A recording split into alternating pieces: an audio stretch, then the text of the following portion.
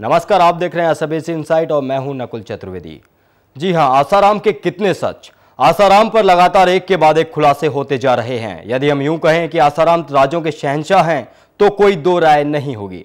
आसाराम के कुछ राजों पर से तो हम पर्दा उठा ही चुके हैं, पर आज हम आपको वो राज बताने जा रहे हैं जो शायद उसके बारे में कल्पना भी नहीं की जा सकती। लेकिन उससे पहले हम आपको एक बार फिर दिखाते हैं आसाराम की वो कहानी जब वो केवल आसूमल थे। कैसे बने आसूमल आसाराम, देखिए रिपोर्ट।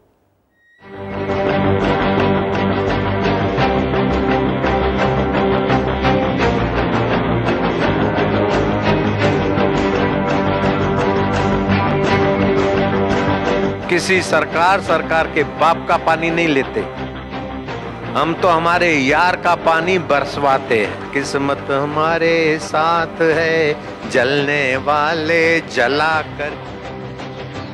अब आसाराम को कौन नहीं जानता। कुछ उनके अनुयायी होने के कारण और कुछ अभी हाल ही में हुए उस केस के कारण, जिसके बाद एक बार फिर आसाराम सुर्खियों में है। पर हम आपको दिखाते हैं आसाराम की कुछ वो तस्वीरें जब आसाराम सिर्फ आसूमल थे। 17 अगस्त 1941 सिंध के नवाब शाह जिले में हाउ बलजी सुरीबलानी के घर 3 पुत्रियों के बाद पैदा हुए पुत्र का नाम रखा गया आसूमल। उस समय की मान्यताओं के अनुसार जहां घर में खुशी का माहौल था, तो एक डर यह भी था कि 3 पुत्रियों के बाद जन्म लेने वाला पुत्र भारी दरिद्रता और अपमान लेकर आता है। अपनी मां महगिमा से शुरुआती शिक्षा ग्रहण करने के बाद आसूमल का परिवार देश का बंटवारा होने पर गुजरात में आकर रहने लगा। जय हिंद विद्यालय में शिक्षा ग्रहण करने के बाद बालक आसूमल भगवान की प्राप्ति के लिए लगे रहे। चारों धामों का भ्रमण करने के बाद आसूमल जब नैनीताल पहुंचे तो उनकी भेंट संत लीला साह जी से हुई।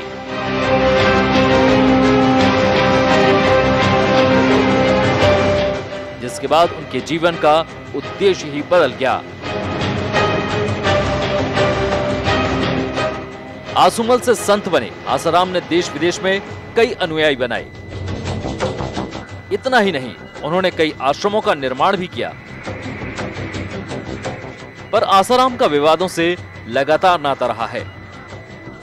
चाहे आश्रम में तंत्र साधना में बच्चों की मौत का मामला हो या फिर सूखे की मार झेल रहे महाराष्ट्र में पानी बहाने का मामला।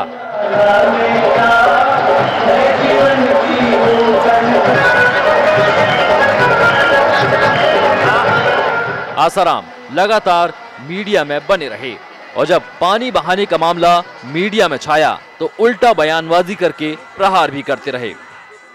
किस्मत हमारे साथ है, जलने वाले जलाकर। जला करे मला करे, मला करे जला करे, जला करे भुना करे, भुना करे जला करे। किसी सरकार के बाप का पानी नहीं लेते, हम तो हमारे यार का पानी बरसवाते हैं। यहाँ तक तो आरोप ठीक थे। अब जिस मामले में आसाराम की गिरफ्तारी हुई है वह नाबालिग से दुष्कर्म का मामला है। जोधपुर आश्रम में हुई इस घटना के बाद आसाराम लगातार मीडिया और पुलिस के सामने आने से बचते रहे। भोपाल से इंदौर और इंदौर से कहीं और भागने वाले आसाराम को सम्मन की अनदेखी करने के बाद जोधपुर पुलिस ने गिरफ्तार कर लिया। हालांकि गिरफ्तारी से बचने के वे कई बहाने बनाते रहे। कभी स्वास्थ्य खराब होने का तो कभी दिमागी बीमारी से ग्रसित होने का बहाना बनाते रहे हैं Asaram.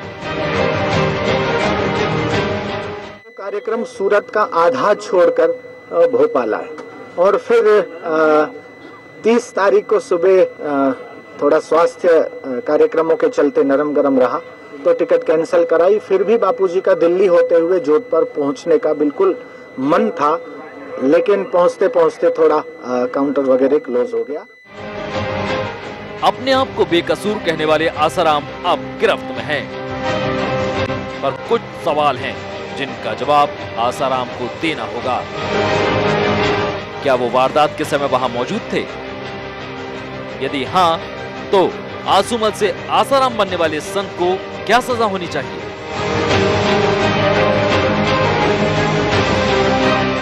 Desk report SMBC insight.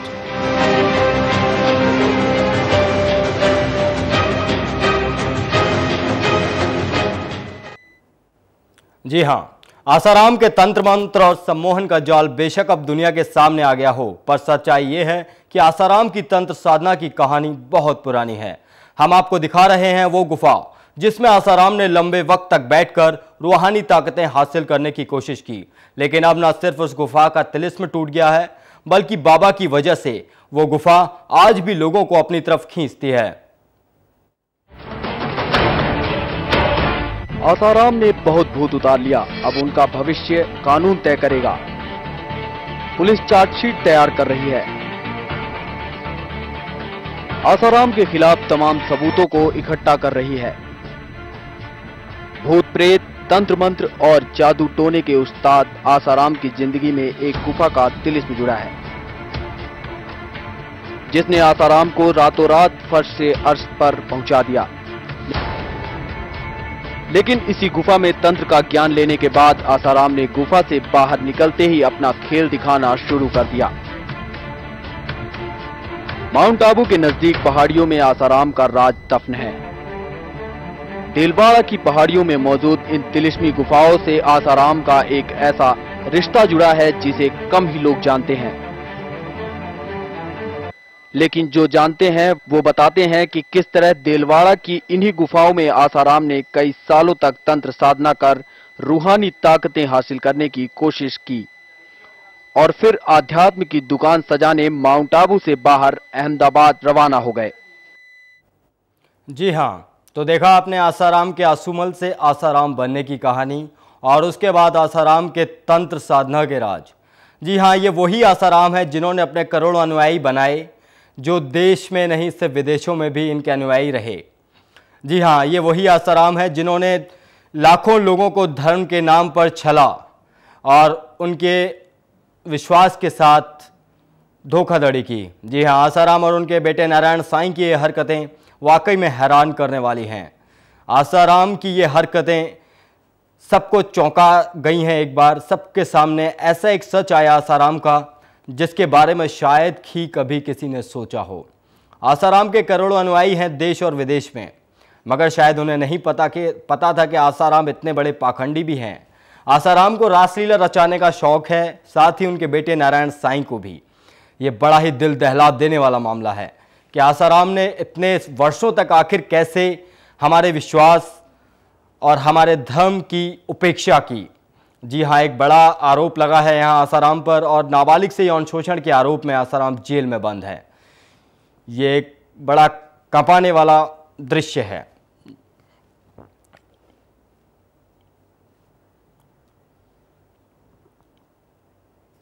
जी,